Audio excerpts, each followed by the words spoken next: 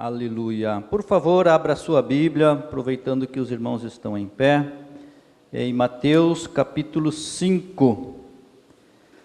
Acrescentando aos avisos, domingo à noite estará conosco aqui o pastor Vilmar, irmão do pastor Argemiro, e estará nos trazendo uma palavra de Deus, domingo à noite, da cidade de Ijuí, estará conosco. Também esteve em viagem e retornou guardado por Deus a nossa irmã diaconisa Vera Lúcia da Rosa Flores. Esteve trabalhando na obra do Senhor, no Uruguai, e também na cidade de Cachoeirinha. Deus levou e trouxe a nossa irmã em paz. Seja muito bem-vinda à casa do Senhor. Está aqui a sua cartinha, depois será entregue à nossa irmã. Muito bem, meus irmãos, então vamos ler Mateus capítulo 5, versículo 1 em diante, diz assim: Jesus, vendo a multidão, subiu a um monte, e assentando-se, aproximaram dele os seus discípulos, e abrindo a boca, os ensinava, dizendo: Bem-aventurados os pobres de espírito, porque deles é o reino dos céus. Bem-aventurados os que choram, porque eles serão consolados. Bem-aventurados os mansos, porque eles herdarão a terra. Bem-aventurados os que têm fome e sede de justiça, porque eles serão fartos. Bem-aventurados os misericordiosos, porque eles alcançarão misericórdia. Bem-aventurados os limpos de coração, porque eles verão a Deus. Bem-aventurados os pacificadores, porque eles serão chamados filhos de Deus. Bem-aventurados os que sofrem perseguição por causa da justiça, porque deles é o reino dos céus. Bem-aventurados sois vós, quando vos injuriarem e perseguirem e, mentindo, disserem todo mal contra vós, por minha causa. Exultai e alegrai-vos, porque é grande o vosso galardão nos céus, porque assim perseguiram os profetas que foram antes de vós. Podem se assentar. Louvado o nome do Senhor.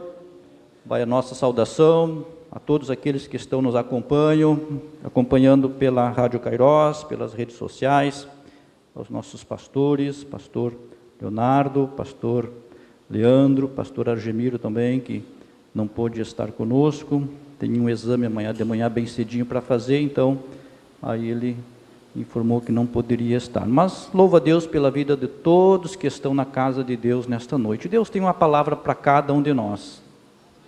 Os obreiros que estão aqui, irmão Rafael, Deus abençoe, a todos os irmãos, cantor, a minha esposa, Deus abençoe hoje por estar conosco. Meus irmãos, então nós vamos tratar um pouquinho hoje sobre as bem-aventuranças que estão dentro do Sermão do Monte. Começa aqui no capítulo 5 de Mateus, também tem um pouco lá em Lucas capítulo 6, e trata aqui dessas orientações que Jesus dá aos seus discípulos. Isso aqui é logo no início do ministério de Jesus, quando ele está iniciando. Aqui ele fala sobre o comportamento do cristão, como ele deve proceder, seu relacionamento com as pessoas, com Deus, com as coisas, como ele deve se portar diante de situações adversas, qual a sua reação quando ele sofre alguma coisa, quanto aos inimigos, o que ele deve fazer. Então tem muita coisa interessante e fundamental para a vida do cristão aqui nesse Sermão do Monte. Então ele começa aqui falando das bem-aventuranças. Ali nós vimos que a multidão estava assentada para ouvir Jesus.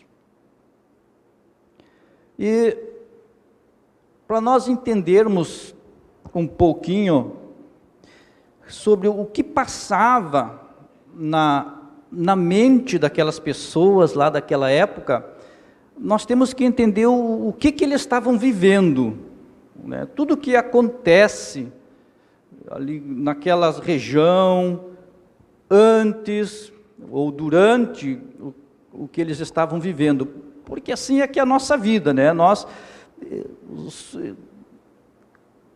enfrentamos situações, não é? ou algum tempo, ou no momento, e aí as nossas atitudes ou reações, na maioria das vezes, estão relacionadas com as coisas que nós enfrentamos. Se a economia vai mal, se tem muito desemprego, aí a nossa reação é de segurar, não gastar, não é mesmo?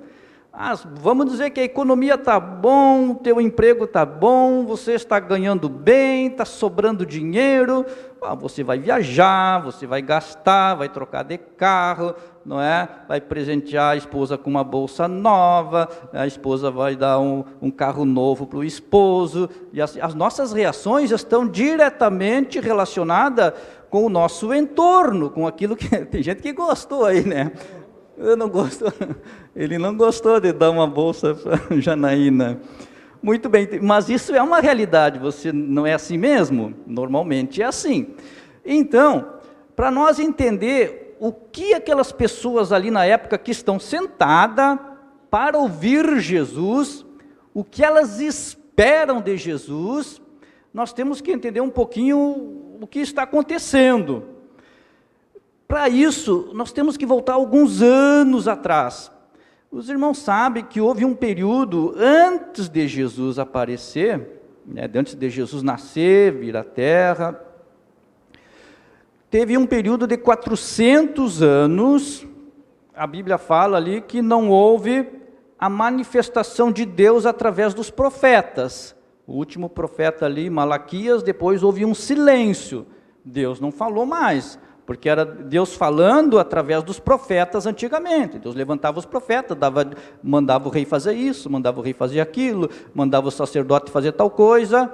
Depois parou. O profeta, que era, né, o atalaia de Deus, a voz de Deus, o instrumento de Deus, cessou, não teve mais, 400 anos. Então foi um bom período, né? Só que nesses 400 anos em que Deus não fala, a vida continua. Os judeus continuam, e as coisas no mundo é um turbilhão. Então, nesses 400 anos ali, nós temos, né, várias situações que afetaram diretamente o povo judeu. Tem lá 500 e poucos anos antes de Cristo, ali, antes dos 400, ali, quando a Babilônia ali, né, invade Judá, Jerusalém, e leva prisioneiros. Depois, então ali naquele momento eles já são escravizados, né, pelo Império Babilônico. Até antes, a Síria já havia invadido o Reino do Norte e levado cativos. E aí o Reino do Norte é subjugado pelo Império Babilônico, e os judeus do Reino do Norte, né, as 10 tribos do Norte, só vão passando de dono. Depois entra o Reino do Sul, sob o domínio da Babilônia. Depois, mais para frente, vem o Império Medo-Persa. Lembra do Império Medo-Persa? Ciro, Dário, Xerxes, Artaxerxes, né? Todos esses nomes eram reis, imperadores daqueles impérios que subjugavam tantos outros, dentre os quais estavam os judeus. Subjugado assim, com impostos, com tributos, ou escravos, enfim. Eles não eram um povo totalmente independente, né? Até na própria religião eles tinham algumas limitações. E depois, ainda passa um tempo, vem o Império Macedônico. Lembra de Alexandre o Grande? Já viram nessa parte da história, né? Alexandre aí domina todo mundo da época, vence, né, Dário, E os judeus continuam, né? Ali só vão trocando de dono. Antes era um dono, depois é outro dono, depois é outro dono.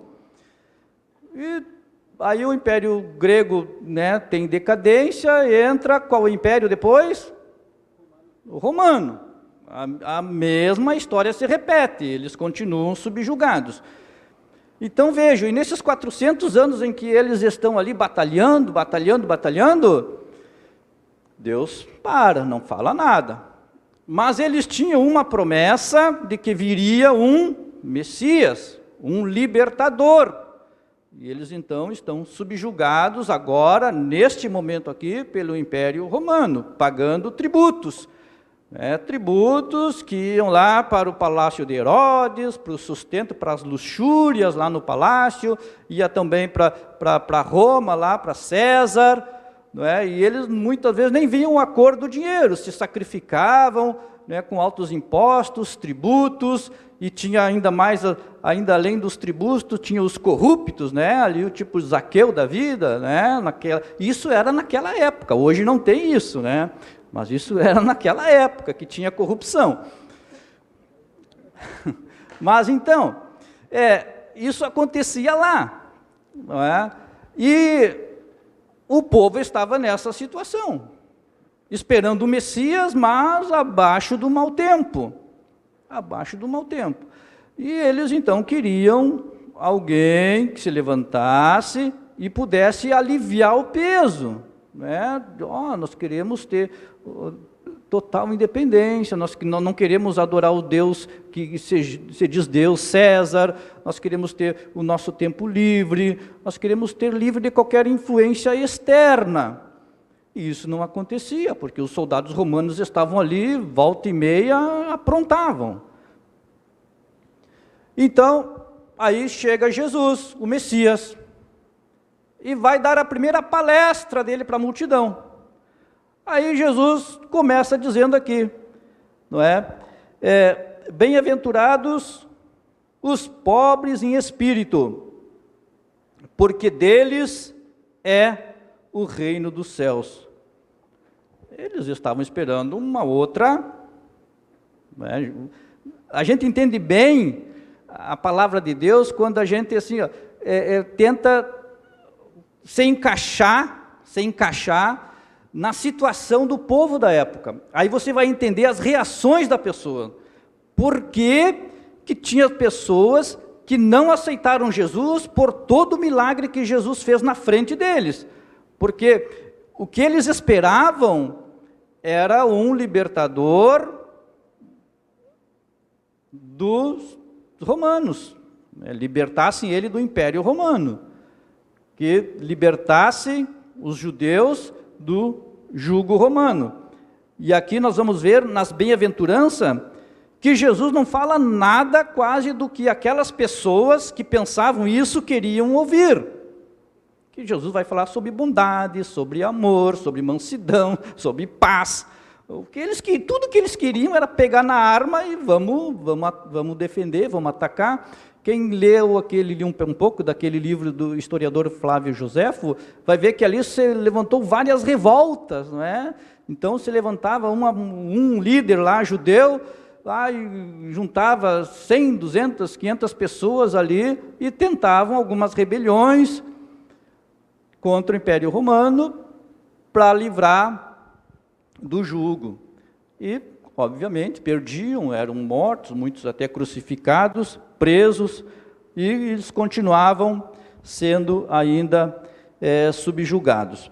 Então, aqui a primeira bem-aventurança é esta que Jesus fala: bem-aventurados os pobres em espírito, porque deles é o reino dos céus.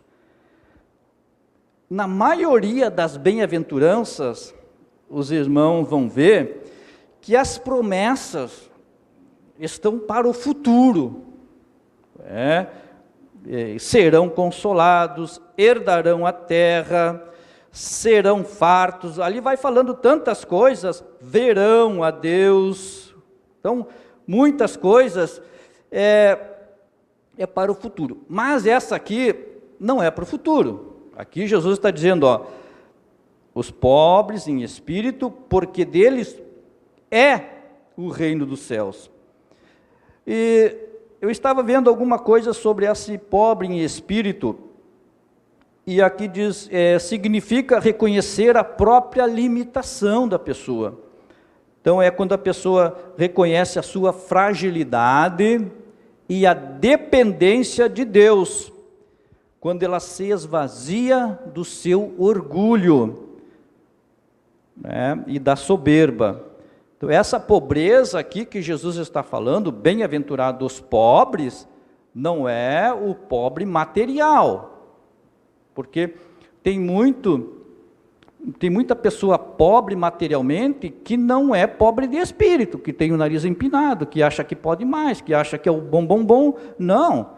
Então, e tem muita pessoa rica, que é uma pessoa que depende de Deus, que reconhece que tudo que ele tem é de Deus, que a vida que ele tem é de Deus, que é Deus que guarda ele nas viagens, leva e traz, protege a sua casa, protege a sua família, ele depende para viver de Deus, ele tem muito dinheiro, mas ele reconhece que a sua saúde não depende do dinheiro que ele tem, mas de Deus. Então essa pessoa, embora financeiramente rica, ela, como depende de Deus e reconhece isso, a Bíblia está dizendo então que ela é pobre em espírito, aquela que reconhece a dependência em Deus. Também não é uma pessoa que se vitima, tá? Ou aquela pessoa que tem a baixa autoestima, né? Então eu sou coitadinho, né? Eu tenho que ser pobre de espírito, então eu tenho que ser um coitadinho, eu não posso, eu não consigo, eu não vou. Não é isso que a Bíblia está dizendo, porque o apóstolo Paulo diz, tudo posso naquele que me fortalece. Então vejam, se eu ler esta passagem do apóstolo Paulo e ficar só no tudo posso, ponto, aí eu estou errado. Mas se eu disser tudo posso naquele que me fortalece, eu estou dizendo que eu dependo de Deus, e aí eu entro aqui no pobre de espírito, porque eu posso em Deus. Vamos ler Salmo 40 e o verso 17, Salmo de número 40 e o verso 17. Olha só o que nos diz este salmo aqui, 40 e o verso 17. Eu sou pobre e necessitado, mas o Senhor cuida de mim. Sou pobre e necessitado, Salmo 40. Davi, quando escreve esse salmo aqui, ele já era rei. Ele tinha uma coroa de ouro na cabeça. Ele podia abrir o seu cofre lá e ter o ouro que quisesse, ter as carruagens que quisesse andar, dinheiro não faltava.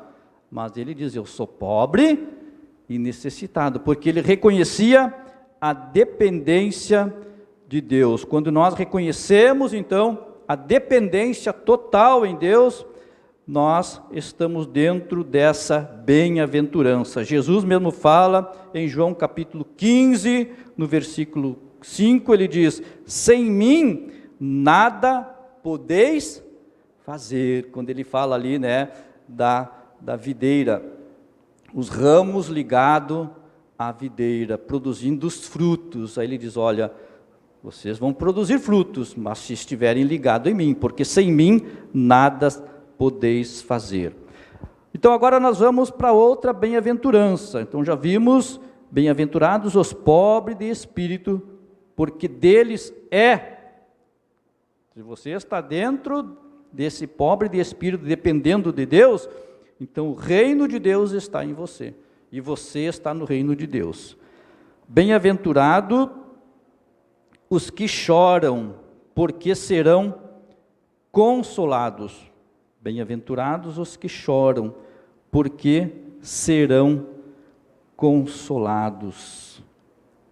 Então vejam, lembra que nós falamos aqui que a plateia ali de Jesus, aqueles que estavam sentados, eles tinham a sua vida, enfrentaram lutas, provações, e é bem possível que ali, naquelas pessoas que se sentaram para ouvir Jesus, tivesse mães, pais, parentes, daquelas crianças que foram mortas, não é, há 30 anos atrás, lá por Herodes. Lembra da matança de Herodes, quando Herodes descobriu que nasceu o Messias, o rei dos reis nasceu?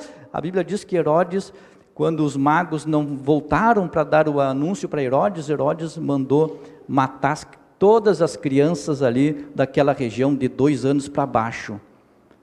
Até tem uma profecia lá em Jeremias, né, que Raquel chora a morte dos seus filhos e não quer ser consolada. Isso é 600 anos antes, no livro do profeta Jeremias, capítulo 31.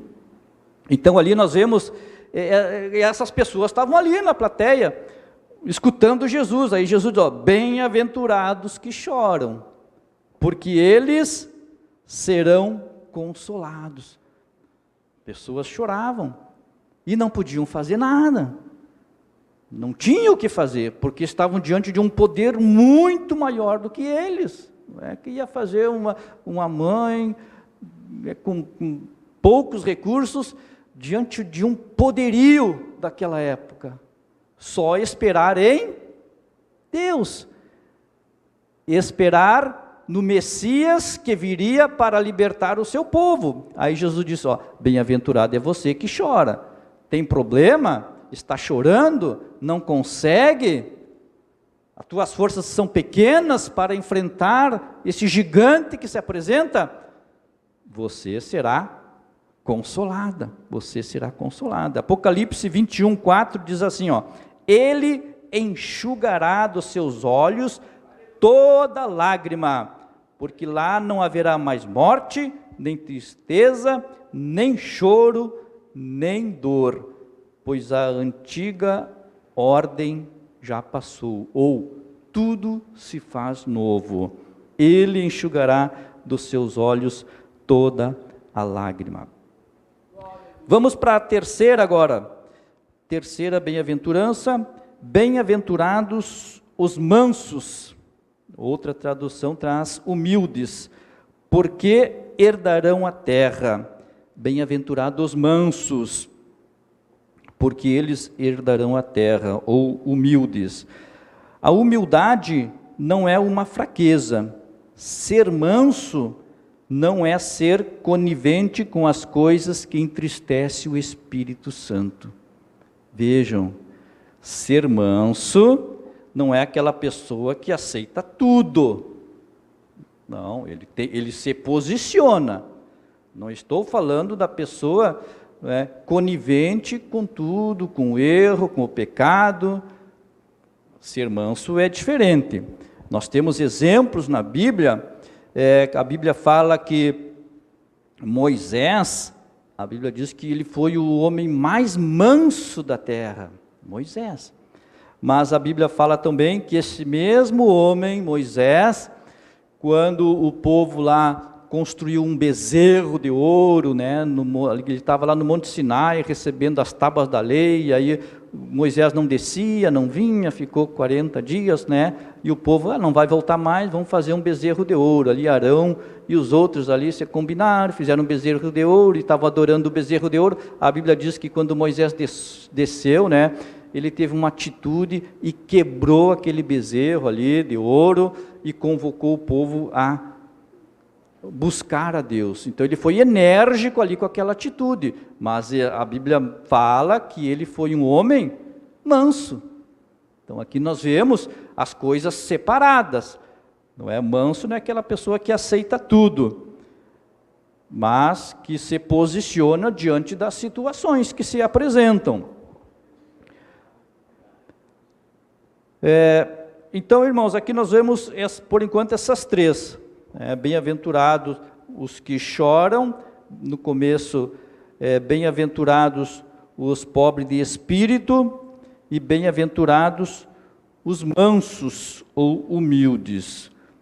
Humildes é o contrário da pessoa soberba, pessoa que acha que pode, que consegue fazer tudo sozinho.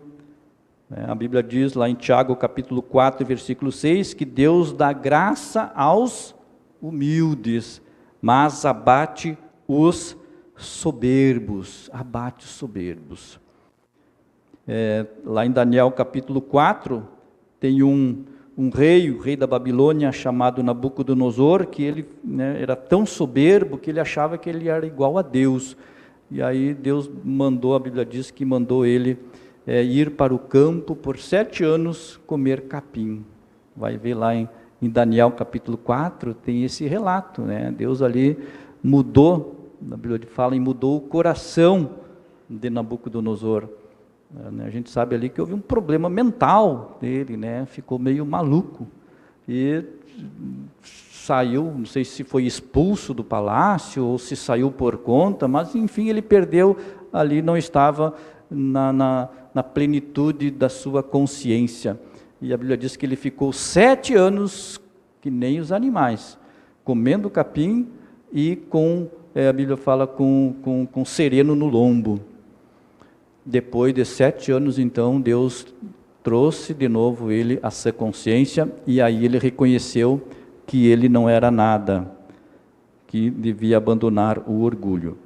Agora, nossa quarta bem-aventurança: bem-aventurados os que têm fome e sede de justiça, porque eles serão saciados.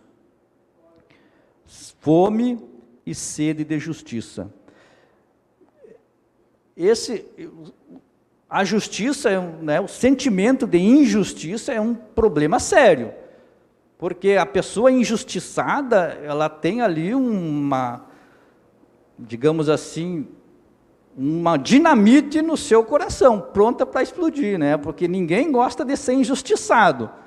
Lá no teu trabalho, você é injustiçado, você fica com raiva, não é mesmo? É um sentimento que às vezes a gente reage, e se não tem ali o controle do Espírito Santo nas nossas vidas, a gente às vezes extrapola em palavra, em gestos, porque a injustiça é um negócio que fere mesmo, machuca nosso sentimento, nossos propósitos, nossos planos.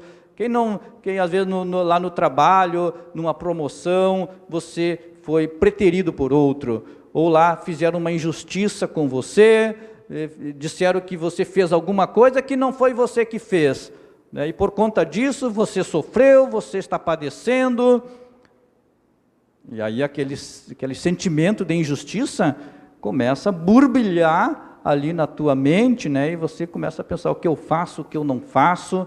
Se não é Deus, o Espírito Santo nos ajudar, a gente às vezes toma atitudes contrárias à palavra de Deus. Quem lê um pouco a história aí sabe que dos viés que Adolf Hitler usou para dominar muita gente na época da Segunda Guerra Mundial, para ali convencer, eles não entendiam como é que aquele homem, com seu discurso de dominar o mundo, de ser um superpoderoso, conseguiu enganar intelectuais, pessoas cultas, pessoas letradas, pessoas de sã consciência, pessoas do bem. Aí foram pesquisar, e a maioria das pessoas, olha que isso aqui é importantíssimo, a maioria das pessoas alemãs tinham sentimento de injustiça por conta da Primeira Guerra Mundial. Porque na Primeira Guerra Mundial eles foram humilhados. Lá, quando eles perderam a Primeira Guerra Mundial, os vencedores pegaram territórios mais ricos da Alemanha, impuseram muitas sanções, eles saíram arrasados da Primeira Guerra Mundial. E aquele sentimento de injustiça, que eles se julgavam injusto, mas aquilo estava dentro dele. E aí chega uma pessoa que soube explorar esse sentimento de injustiça, pronto, conseguiu milhões de pessoas fazendo seguir ele. Então, que Deus nos ajude a nunca, não é, colocar esse sentimento de justiça de forma exteriorizada, porque provavelmente nós vamos canalizá-lo para coisas erradas, mas que todo sentimento de justiça sejam colocados aos pés de Cristo, diante da submissão do Espírito Santo de Deus, que Ele sabe nos dar a paciência, o momento certo, para Ele fazer a sua obra. Bem-aventurados os que têm fome e sede de justiça, porque eles serão saciados. Muitos naquela época haviam perdido seus bens. Você acha que eles não tinham um sentimento de injustiça? Não é? Por dívidas, naquela época, eram escravizados, levavam os filhos, levavam a esposa, levavam o esposo, como escravos para pagamento de dívidas. Mas esse sentimento de injustiça, Jesus está dizendo aqui, ó, você vai ser saciado. Bem-aventurado que tem fome e sede de justiça, porque eles serão saciados. Depois, quinto, bem-aventurados os misericordiosos, porque eles alcançarão misericórdia. Bem-aventurados misericordiosos, porque eles vão alcançar misericórdia. Essa passagem aqui da misericórdia nos leva a aquela parábola de Jesus, quando falou ali do credor, né, o devedor que não teve compaixão daquela pessoa que lhe devia.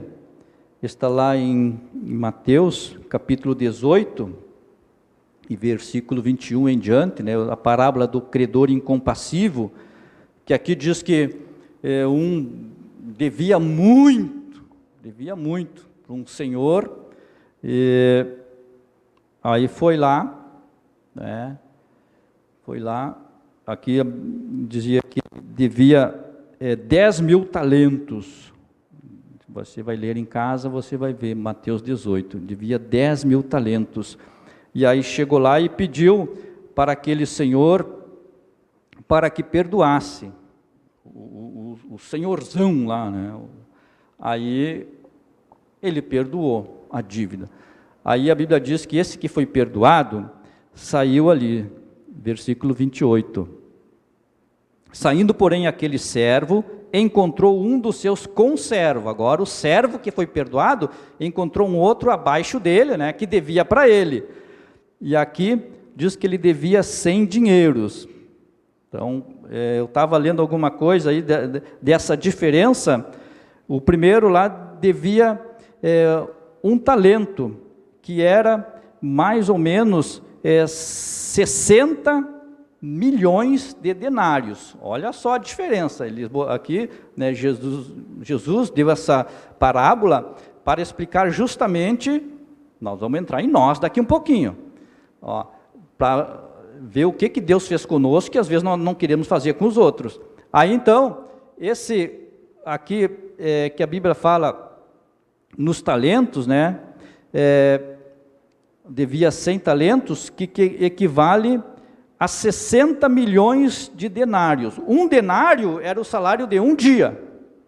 Então, ele tinha que trabalhar 60 milhões de dia para pagar. Então, é uma conta, assim, impagável, não é? Aí ele foi perdoado dessa dívida. Aí ele chega lá e tem o outro que deve 100 denários, 100 dias de trabalho. Aí aqui está dizendo que essa pessoa que devia 100, lançando-se,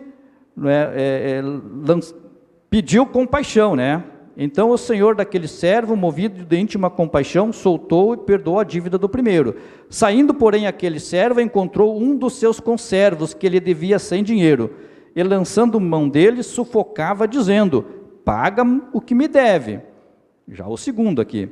Então o seu companheiro, prostrando-se aos seus pés, rogava-lhe, dizendo: seja generoso comigo, e tudo vou lhe pagar. Porém ele não quis, perdoar a dívida, e encerrou aquele que devia 100 dinheiros lá na prisão, até que pagasse a dívida. Aí então aqui a história mostra, essa parábola mostra, na sequência, que aquele senhor que perdoou muito, ficou sabendo, e aí chamou aquele que não perdoou. Vem cá, eu não te perdoei a quantia exorbitante, por que tu não perdoou o outro que devia tão pouco? Devia tão pouco. E às vezes nós somos assim também, nós não tínhamos como pagar a Deus o que Ele fez por nós. A nossa dívida para com Deus, pelos nossos erros, pecados, era impagável, mas alguém pegou as nossas dívidas, a nossa cédula e cravou na cruz, lá morreu por nós. Fomos perdoados por Cristo. E às vezes alguém nos fere, nos machuca, e a gente resiste em perdoar. Imagina se esse Senhor aqui, dessa parábola, nos chama e diz: vem cá, eu não te perdoei bastante? Por que tu não perdoa aquele que falou mal de ti lá no trabalho, lá na escola, aquele que falou alguma coisa que tu não gostou? Por que tu não perdoa ele, se eu te perdoei muito mais? Então, uma reflexão para nós. Vejam, lá em Lamentações, capítulo 3, versículo 22, diz: as misericórdias do Senhor que se renovam a cada dia, são a causa de não sermos consumidos. Bem-aventurados os misericordiosos. Então Deus tem misericórdia de nós, e nós temos que ter compaixão e misericórdia também das outras pessoas. Todo dia, quando você levanta, ali, Deus renovou as misericórdias, é como se você colocasse lá os teus pés na beira da cama e está ali escrito na parede, misericórdia, situação renovada. Outro dia, misericórdia, situação renovada. Não tem a situação que tu vê, acompanha às vezes um processo ou alguma coisa no correio que vai chegar, o status, a situação, está a caminho, saiu, voltou, não sei o que, a misericórdia que se renova cada dia. A primeira coisa que acontece, por isso que diz a cada manhã, está dizendo: hoje tem crédito na tua conta, pode ir, pode seguir, pode viver, e se eu errar hoje, amanhã de novo, e esse ano de 2026, todos os dias Deus vai renovar as suas misericórdias para mim e para você, mesmo que não merecemos. 6, bem-aventurados os puros de coração, porque eles verão a Deus. Aqui fala da pureza interior, pureza de coração, porque vão ver a Deus. No Salmo 51, verso 10, o salmista faz um pedido: olha, cria em mim, ó Deus, um coração puro, e renova dentro de mim um espírito inabalável. Cria em mim um coração puro. Fala de pureza. Também no Salmo 24, e verso 4, diz: o que tem mãos limpas e coração puro, que não entrega a sua alma à vaidade. Quem tem o coração puro, aqui nesse Salmo 24, ele começa uma pergunta: quem habitará no teu santuário, Senhor? E aí vai relacionando muitas coisas ali. Aí chega numa parte aqui, ele diz: aquele que tem as mãos limpas e o coração puro. Então aqui essa bem-aventurança, 6ª, coração puro, porque eles verão a Deus. 7, bem-aventurados os pacificadores, porque eles serão chamados filhos de Deus. Pacificadores, aquele que levam a paz, ali em meio aos conflitos, em meio às guerras. Isso que Deus espera de nós, que nós sejamos instrumento para levar a paz àquelas pessoas que às vezes estão precisando de uma palavra. Isso é muito importante, porque nós vivemos em épocas, em que as pessoas vão para as redes sociais, e aí joga aqui, e joga ali, e joga lá, e fala uma coisa aqui, e fala outra coisa ali, e às vezes as pessoas ficam se degladiando, se jogando pedra ali, através da internet, mas que Deus nos ajude a não entrarmos nessa teia, nessa rede de acusações, de agressões, mas que sejamos instrumento de paz, não é? Então, se quer enviar uma coisa, bota lá um versículo bíblico, não é? O Senhor é a tua força, o Senhor está contigo, mas sem acusações, às vezes muitas coisas que magoam e entristecem as pessoas. Então aqui, bem-aventurados os pacificadores, porque eles verão a Deus. Olha só, já vamos finalizar, Lucas 22, 49, Lucas 22 e o versículo 49 diz assim, olha só, Lucas 22, 49, e vendo os que estavam com ele, e o que ia suceder, disseram-lhe, Senhor, feriremos a espada? E um deles feriu o servo do sumo sacerdote e cortou-lhe a orelha direita. E respondendo Jesus disse, deixai-os, basta. E tocando-lhe a orelha, o curou. Aqui fala do momento em que Jesus foi preso. O que os discípulos fizeram aqui? Eu estou falando dos discípulos que estavam com Jesus, que acompanharam Jesus por 3 anos e meio, que ouviram esse discurso aqui de pacificação, de levar paz, de amor, de perdão, de misericórdia, de longanimidade. Aí quando chegam para prender Jesus, eles perguntam aqui, Senhor, os discípulos perguntaram para Jesus, nós puxamos da nossa espada e te defendemos, ferimos ele? E a Bíblia diz até que Pedro, acho que no Evangelho de Mateus, aí fala em Pedro, aqui diz um deles feriu o servo, o sacerdote, servo do sumo sacerdote, e cortou a orelha de um homem chamado Malco. Mas às vezes, sabe o que acontece? Nós estamos seguindo a Jesus já há um tempo, mas a nossa espadinha está aqui, está do lado ali. Eles andavam com Jesus, vinham os milagres de Jesus, mas a espada estava aqui. Senhor, tu quer que eu puxe a minha espada? Eu puxo e te defendo. Às vezes a gente quer defender, e machucar os outros, e agredir as pessoas. Eles estavam ali, a espada estava pronta, e inclusive Pedro puxou dela. Era dele a espada, não diz que ele pegou emprestada, que saiu correndo na casa dele para buscar, andava com ele, ali, juntinho. Às vezes a gente é assim também, a gente está armado, não é? Claro que hoje a gente não tem essa espada, como eles tinham na época, aquela que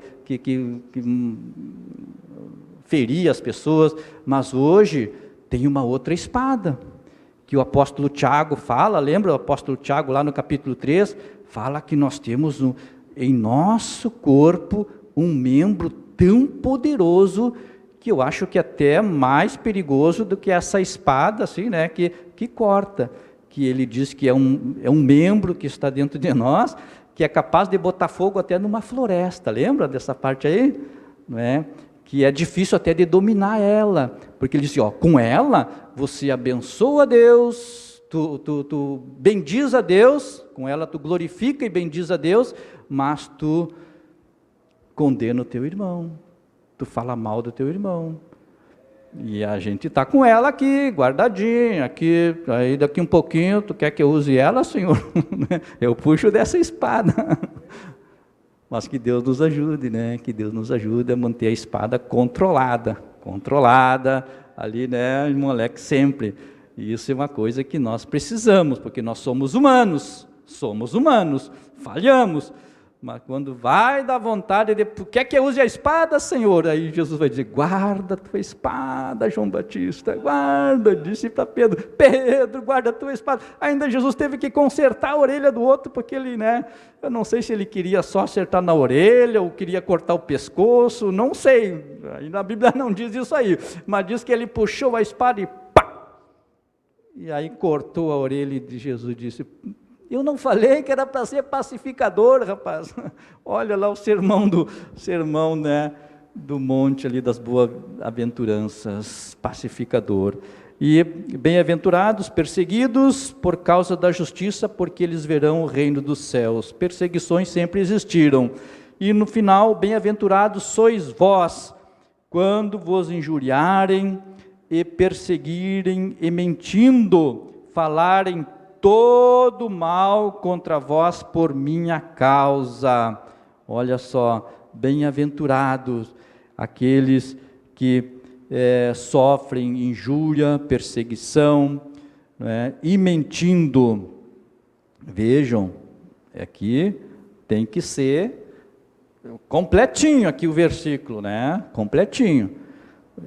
Senhor, eu estou sendo injuriado, eu estou sendo perseguido lá no meu trabalho, lá na escola, lá na faculdade, lá em casa, estou sendo perseguido. Mas aí a gente tem que seguir lendo, né? Tem que seguir lendo, porque aqui tem uma palavrinha muito importante que não pode ser tirada, que diz assim, ó, e mentindo. Se o que estão falando é verdade, aí sai fora da bem-aventurança. Aí eu tenho que pedir perdão, tenho que acertar o caminho, tenho que arrumar as coisas, porque aqui completa dizendo, né, falarem todo mal contra vós por minha causa. Exultai e alegrai-vos, porque é grande o vosso galardão nos céus, porque assim perseguiram os profetas que foram antes de vós. Mas para isso não pode ser verdade, tem que ser mentira, como aconteceu com muitos, a gente vai ver, né, profetas lá no Antigo Testamento, e muitos também nos nossos tempos, pessoas que foram injuriadas, mentiram, caluniaram e sofreram, mas permaneceram fiéis. Então, as bem-aventuranças para nós hoje, nós de nós mesmos não conseguiremos, mas com a ajuda do Espírito Santo, nós vamos ser mansos, nós vamos ser humildes, com a ajuda do Espírito Santo, nós vamos permanecer firme, mesmo com sede de justiça, vamos levar a paz, nós vamos ser pacificadores, nós vamos confiar, né, mesmo perseguidos, confiar em Deus e esperar nas promessas de Deus. Nós vamos guardar a nossa espada, não é mesmo? Deixar ela quietinha ali, se não for para abençoar, então deixa ela descansando, não é? Falo da língua, os irmãos entenderam muito bem, mas que Deus nos ajude. Então era essa palavra que eu tinha hoje, que Deus abençoe, que Deus guarde a cada um. Vamos nos colocar em pé, em nome do Senhor. Eu creio que esta palavra vai ficar em nossos corações, aleluia, irmão Rafael, né? As bem-aventuranças de Deus, as bem-aventuranças. Eu não sei em qual dessas aqui você encontra dificuldade, dessas 9 bem-aventuranças. A gente sempre encontra dificuldade em algumas. Eu me localizei aqui em algumas que eu tenho dificuldade, e eu vou pedir ao Espírito Santo para me ajudar. Eu vou pedir, Ele ajuda, né? A Bíblia diz que Ele é o nosso Consolador e foi enviado para nos ajudar e fortalecer. Então aí onde você está, você vai meditar agora, é uma palavra para reflexão de cada um de nós, para nós, vejam, para nós herdarmos tudo aquilo que foi prometido, viu, ali ó, no futuro, com exceção da primeira, que é o reino do céu, tem aquelas condições ali, permanecer firme, não fazer justiça com as próprias mãos, mas confiar em Deus. Coloque a sua mão no coração, nós vamos estar orando agora e agradecendo a Deus.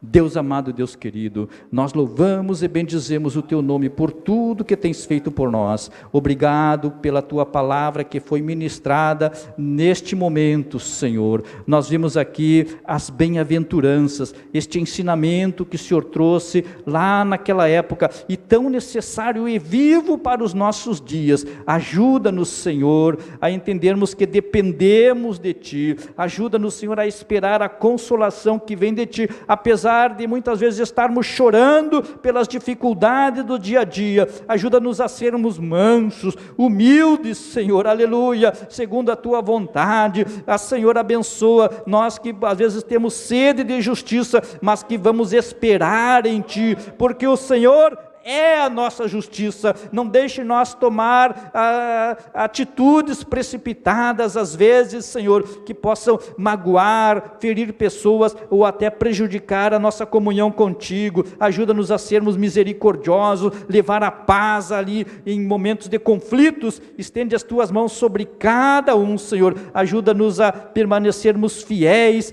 e persistente nas tuas promessas e na tua palavra. Abençoa, é o que eu te peço e agradeço por tudo, em nome de Jesus. Amém, amém.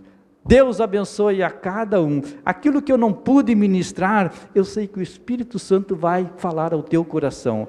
Aleluia, porque Ele é o professor por excelência. Faça assim com a sua mão, que o amor de Deus, a graça do Senhor Jesus e a comunhão do Espírito Santo seja com cada um. Dizemos todos, amém. Deus abençoe, tenha uma ótima noite aos obreiros, obrigado a cada um, o Nemuel, o Alex, Deus abençoe, você tenha uma ótima noite em nome de Jesus.